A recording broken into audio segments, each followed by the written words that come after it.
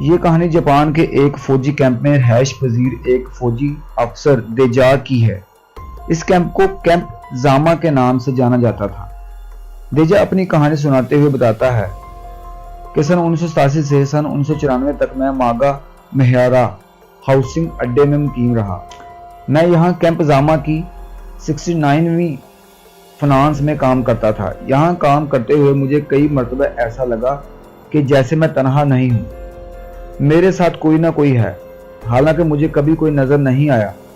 تاہم میں اسے ہمیشہ یہ سوچ کر نظر انداز کرتا رہا کہ ہو سکتا ہے کہ یہ میرا وہم ہو۔ چنانچہ میں اپنا کام مکمل کر کے اس عمارت سے چتانکل جاتا۔ بعض مرتبہ مجھے میرے کمرے کے سامنے والے دروازے سے کوئی گزرتا ہوا نظر آتا، لیکن میں سوچتا صبح سویرے کس نے یہاں سے گزرنا ہے، میرا اسسٹنٹ ہی ہوگا، وہ بھی میری طرح جلدی اٹھا جایا کرتا تھا۔ لیکن ایک دن میں نے اس سارے معاملے پر غور کیا تو میں نتیجے پر پہنچا کہ اگر میرے دروازے کے سامنے سے گزرنے والا میرا اسسٹنٹ ہی ہے تو وہ روزانہ یہاں سے ہی کیوں گزرتا ہے اور کبھی اندر کیوں نہیں آتا۔ خیر، میں نے اس سارے معاملے کی تحقیقات کرنی شروع کر دی اور ہر روز میں صبح اٹھ کر بیٹھ جاتا تو پتہ چلتا کہ بلڈنگ میں کوئی بھی نہیں ہے۔ ایک چیز میرے لیے اور حیران کن تھی کہ میرے کمرے کی طرف آنے اور جانے کا راستہ ایک ہی تھا، لیکن جو شخص مجھے اپنے کمرے کے سامنے سے گزرتا ہوا نظر آتا وہ واپس کہاں جاتا مجھے کچھ پتہ نہیں چلتا تھا، حالانکہ اسے واپسی پر بھی یہاں سے ہی گزرنا چاہیے تھا۔ چنانچہ میں نے اس حوالے سے سنجیدگی سے سوچنا شروع کر دیا تھا، جس کا نتیجہ یہ نکلا کہ دن رات مجھے صرف یہی خیال ستاتا رہتا اور میری راتوں کی بھی نیند حرام ہو گئی، اور میں نے سنجیدگی کے ساتھ کسی نفسیاتی ماہر کی خدمات حاصل کرنے کا فیصلہ کر لیا۔ حالانکہ میں جانتا تھا کہ یہ سب کچھ میرا وہم ہی ہے، لیکن جب میں راتوں کو اٹھ کر بیٹھنے لگا تو مجھے اس سارے معاملے کی حساسیت کا علم ہوا۔ ایک مرتبہ تو رات کو مجھے ایسا لگا کہ جیسے بستر پر میرے ساتھ کوئی اور بھی بیٹھا ہوا ہے، اور جب میں اٹھ کر بیٹھتا تو مجھے کسی شخص کا دھندلا سا وجود نظر آتا، اور جب میں بستر سے نیچے اترتا میٹرس ہلنا شروع کر دیتا۔ ایسا تقریباً روزانہ ہونا شروع ہو گیا تھا۔ ایک رات تو مجھے اس خوفناک وجود کا وزن اپنے اوپر محسوس ہوا۔ میں بیان نہیں کر سکتا کہ وہ لمحات میرے لیے کیسے تھے۔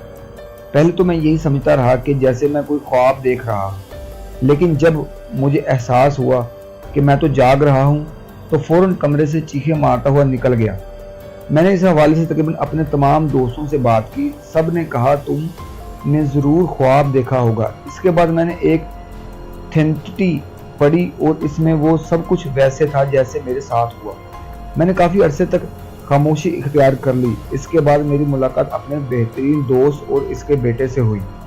میں نے ان کو سارا واقعہ سنایا۔ انہوں نے مجھے کہا کہ اگلی مرتبہ جب ایسا ہوا تو تم خدا کو مدد کے لیے پکارو اور اس روح سے کہو کہ خدا کے نام پر چلی جاؤ اور کبھی واپس مت آنا۔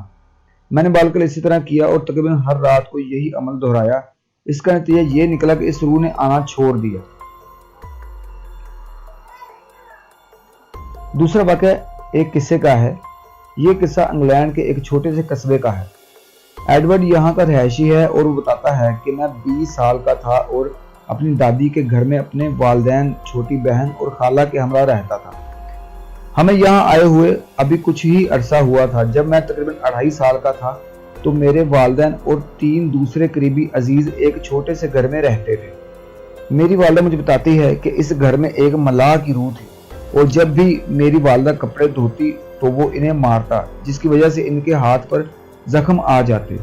میری والدہ بتاتی ہے کہ ایک بوڑھی خاتون کی روح بھی وہاں ہوتی تھی۔ وہ جب بھی آتی ایک عجیب سی خوشبو ہر طرف پھیل جاتی۔ تاہم میں بچپن میں ان کی باتوں کو مذاق ہی سمجھا کرتا تھا۔ تاہم میرے ساتھ بھی 5 سال کی عمر میں عجیب و غریب قسم کے واقعات رونما ہونا شروع ہو گئے۔ میں کمرے میں بیٹھا ٹی وی دیکھ رہا تھا کہ مجھے ڈرائنگ روم میں ایک بوڑھی خاتون چلتی ہوئی نظر آئی۔ اس نے ایک بیوہ جیسے کپڑے پہن رکھے تھے اور وہ وہاں سے چلتی ہوئی میری بہن کے کمرے کی طرف چلی گئی۔ اس خاتون کی جلد اس کے بالوں کی طرح سفید تھی۔ میں فوراً بھاگ کر اپنی بہن کے کمرے میں پہنچا تو وہاں دیکھا کوئی بھی نہیں تھا۔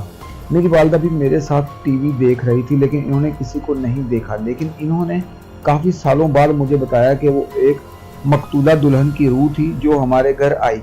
ایک دفعہ پھر میرے ساتھ اس قسم کا واقعہ پیش آیا۔ اس مرتبہ میرے ساتھ کمرے میں میری بہن تھی۔ اچانک ہی ہمیں کسی کے قدموں کی آہٹ سنائی دی۔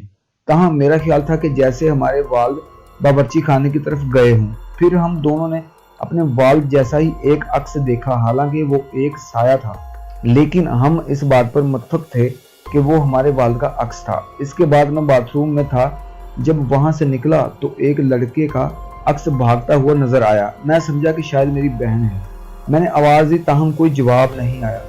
پھر مجھے دروازہ کھلنے کی آواز آئی تو میں خوفزدہ ہو گیا۔